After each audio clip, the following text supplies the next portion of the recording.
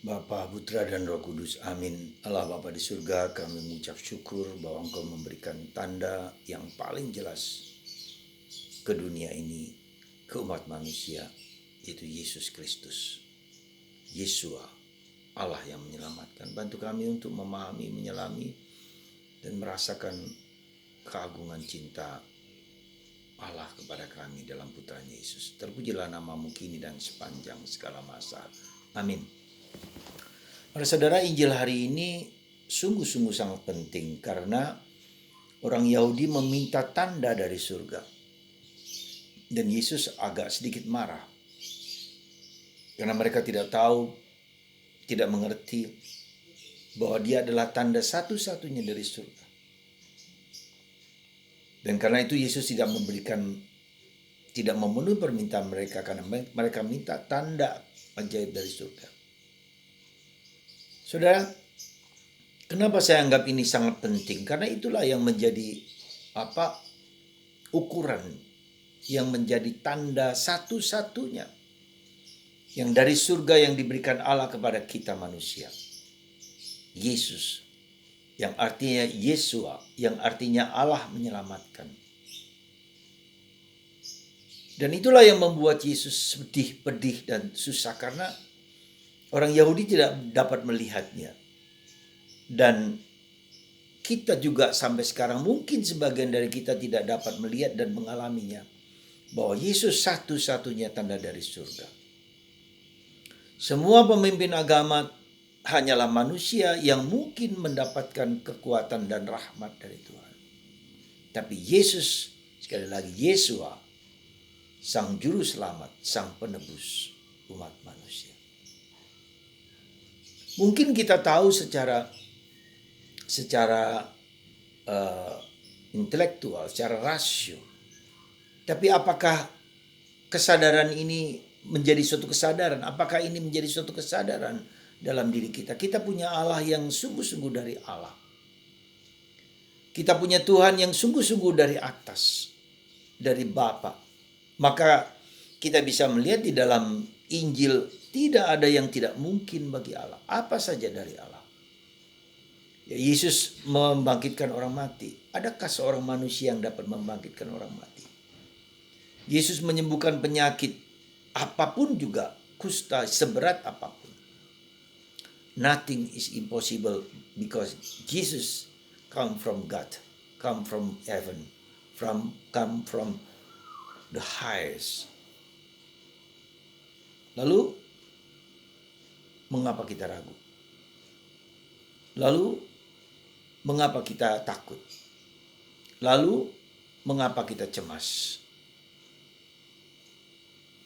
Kecemasan, ketakutan, kegelisahan itu bukan karena Yesus, tetapi karena kita sendiri tidak mempersiapkan batin kita, hidup kita, iman kita. Karena itu maka sebetulnya adalah yang pertama-tama bukan kita harus berbuat sesuatu untuk diri kita. Pertama-tama adalah menjadi pribadi yang menerima, reseptif. Terimalah Yesus sebagai Allah, sebagai penebus.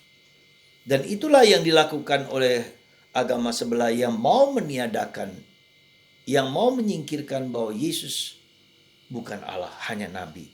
Dan itu tidak bisa kita terima. Yesus bukan hanya nabi, bahkan tak pernah sesekali disebut nabi, tetapi lebih daripada itu dia bertindak sebagai representasi dari Allah Bapa. Maka Yesus bagi orang Katolik, ya kita sebut seringkali sakramen, tanda yang sejati, tanda keselamatan dari Allah. Ya, tanda dari Allah. Masihkah kita tidak percayakan hal itu? Nah, inilah pertanyaan yang paling fundamental. Maka betapa sedihnya, betapa prihatinnya ketika orang menggantikan Yesus dengan yang lain. Dan itulah yang mau ditekankan bahwa Yesus bukan Allah. Yesus hanya nabi. Tidak. Dan ini membongkar seluruh keimanan kita, keyakinan kita bahwa Yesus sungguh-sungguh Allah.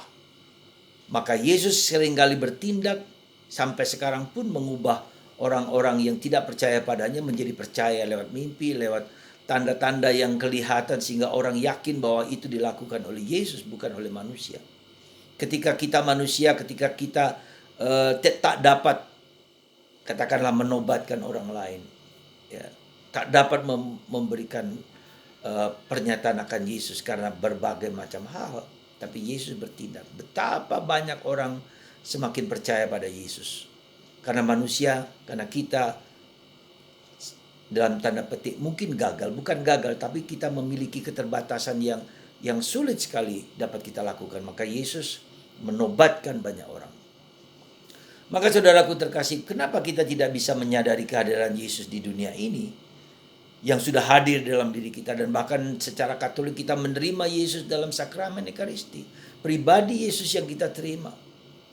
Apakah kita mengalami Yesus yang kita terima itu adalah Allah yang datang kepada manusia, kepada kita semua untuk tinggal di dalam hati kita?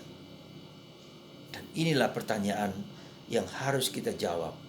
Mungkin kita kurang serius, mungkin kita tidak mempersiapkan hati, pikiran, dan budi untuk mengerti dan memahami bahwa Yesus segala-galanya bagiku. Sekali lagi, Yesus adalah jalan menuju kepada Bapa. Dia adalah satu-satunya perantara kita kepada Allah.